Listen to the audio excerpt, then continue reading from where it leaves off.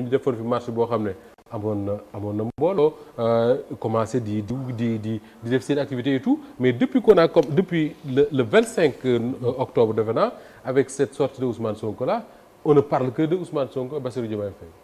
waaw mais Moussa Ba xam nga dafa am benn fait bi nga xam ne je crois que dañ ko xaw a passé sous silence nii amoon na ay temps yu yàggul dara l'ancien président Macky Sall yàggul dara il y a quelques semaines hein. Oui. Pratiquement il avait occupé pendant des jours la une de tous les journaux. Oui. Suite à ces sorties là. Oui ak bi mu fi yónnee avocat mi et tout ça. donc man moo tax quelque part quand les gens parlent de farce entre les deux des fois sax je suis tenu de vouloir accepter ça waaw que li ñuy def nii mais bon. la réalité par la porte des choses ñoom rek ñoo fi ne. waaw la réalité elle est là. Oui. mais tey jii effectivement dañu lii nga xam ne moom moo waroon permettre opposition exister. mooy justement contrecarrer les actes yi nga xam ne moom le pouvoir bi di poser mais ñoom dañu nekk ci benn logique bi nga xam ne bugguñu je suis sûr et certain Bokar ne va pas le dire mais bugg tey jii ñu ne dans cette affaire qui concerne uniquement le Pastef ñun duñ fi taxaw naan dañu àndax diw wala dañu àndax diw bu ñu àndeek le président Bassirou Diomaye Faye dañ naan non ils sont incompétents parce que ñoom ñoo fi doon xeex Mimi Touré. Oui.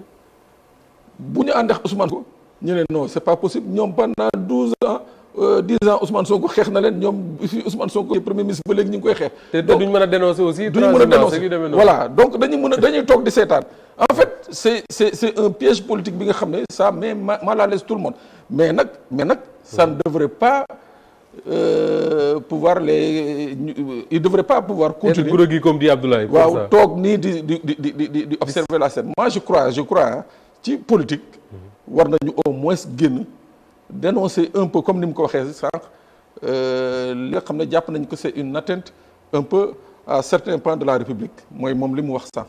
ñoom war nañu génn en tant que parti politique dénoncer loolu au moins parce que noppi bi nii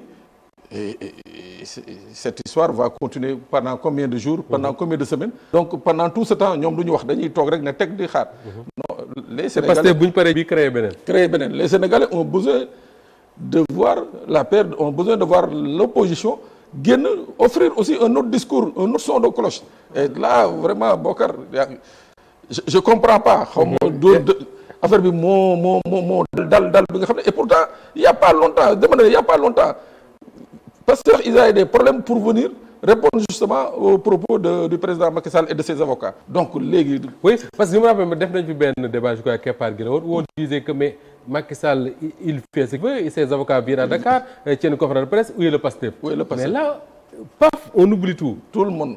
oui ouais. bon il y a maintenant quelques escarmouches dans l'opposition mais opposition significative bi tey jii mooy ñoom. oui la peut-être Khalifa Sall et consorts ñoom ñëpp dégg ci kenn parce que ku ci nekk yaa ngi sa calculette di xool man lii bu ma xëy après fan laay mujj. d'accord ñii bu ñu jubboo man fan laay mujj donc voilà voici le problème quoi. Pa Moussa surtout nag ñoom. vas-y. les derniers recrues du camp de Mimi mais si ñoom lañ jógee ah oui.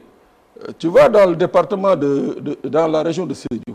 pratiquement tous les maires de l'APR surtout département de Bounkiling le président du conseil départemental les maires ñoom ñëpp dellu ñëw nañu ci Mimi ah. dem ci Mimi kon Mimi ngi mobilisé de. mais déggoo li ma la wax. ñoom ay maire man maire la ñuy wax. non le président du conseil départemental de Bounkiling nga xam ne c'était le dernier DG de la poste sous Macky Sall. dem na les maires de certaines communes. ñoom ñëpp rejoindre nañu ñu ngi. mais là Pape Sané bu ñu pousser l'analyse ba mu gën a xóot tey su Mimi Touré dajalee loolu lépp ba pare après mu am benn entente wala boog benn jubóo entre Ousmane Sonko ak Bassirou Diomaye Faye ñu war a continuer ensemble mais cela voudrait dire que ni mais tout le pays est avec finalement avec Ousmane Sonko ak Bassirou Diomaye Faye c'est ça le résultat final. mais moo tax ñoom bu ñu toogee nii. oui nekk ay spectateur mooy dañuy yeewu rek gars yi di dem benn par benn parce que aujourd'hui les directions politiques yi nga xam ne ñoo waroon réagir. galvaniser les foules. wax ak ñoom sur un discours qui peut les retenir. surtout que Macky Sall n'est pas là. waaw mais buñ ko deful. oui les autres comme on est abandonné. on va fi d'accord léegi Pape là j'aime pas du tout faire de la météo c'est pas mon métier. Je dis souvent que je fais pas de météo quand du journalisme mais tey bu ñu demoon ba jub 2027 wala 2029 Bassirou Diomaye Faye ne man sama kàddu na ma ko waxee woon Ousmane Sonko ma tax a jóg donc du ma candidat Ousmane Sonko mooy candidat woo ñi mu àndaloon ñooñu di ko defal Diomaye président ak yooyu ñu dem ànd ak waa ji pour fali ko mais cela voudrait dire que ni dans ce pays du fi am candidat bu mën a jàkkaarloo ak ñoom parce que wax nga ma ne ma ñu bari ci seen maire yeeg yooyu ñu ngi dem fekki. ñi ngi dem de dama lay wax dëgg ñu ci bëri ñi ngi dem moom ça c'est une évidence ñu ci bëri ñi ngi dem. d'accord Pape Moussa opposition dafa nekk di jeex ci réew mi wala. En fait jeexul dañoo xaw a coincé mel ni ñu nekk entre le marteau et l'enclume d'abord ñàkk jël position mënu la tere opposé mën nañ rejeter ñaar ñëpp mën nañ opposé wu ñaar ñëpp. waaw comme li Abdou Mbow def wax rek. te du ma ko répété. donc ñàkk jël position tere nekkul li léegi dañ foogoon ne ñoom ñaar buñ séparé woo peut-être dina leen jox de la matière.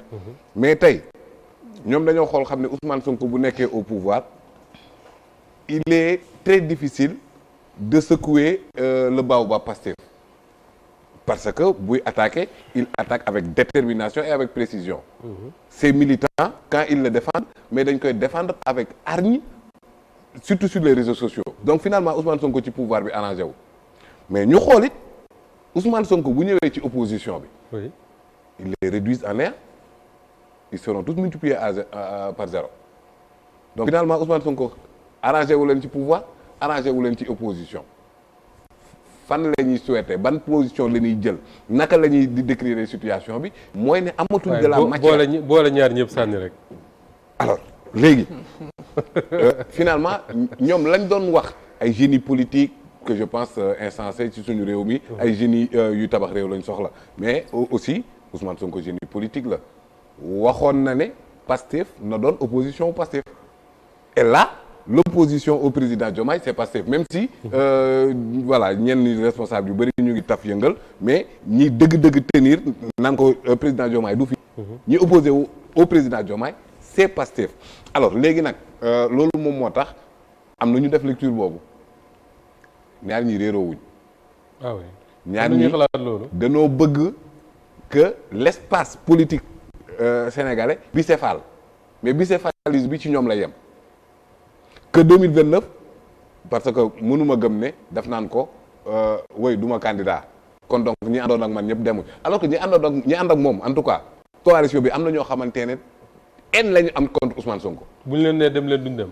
non est-ce que di ngeen déglu Bougar Diouf par exemple nu muy waxee kooku boo munoo ne da nga bëgg Sonko ba pare bëgg ànd ak kooku bëggul Sonko donc ñooñu munoo leen yàkkale après mais quand même dem ba à un moment boo xamante ne léegi 2029 parce que le président Diomaye oui bu dee candidat la dina am lu bëri loo xamante ne dina doon waxee dina doon lu la neex mais Sénégal ñii seen objectif dafa leer déjà gars yi ngi waxu coalition ñoom créé seen coalition Sonko 2029 bu yàgg defar ko ay kii logo mag léppam dox jëm ci 2029 laa wax. il est possible donc en 2029 il est possible que Sonko ak Diomaye yëpp nekk candidat su boobaa Diomaye Faye il tirera son électorat de chez ñoom Bokar la.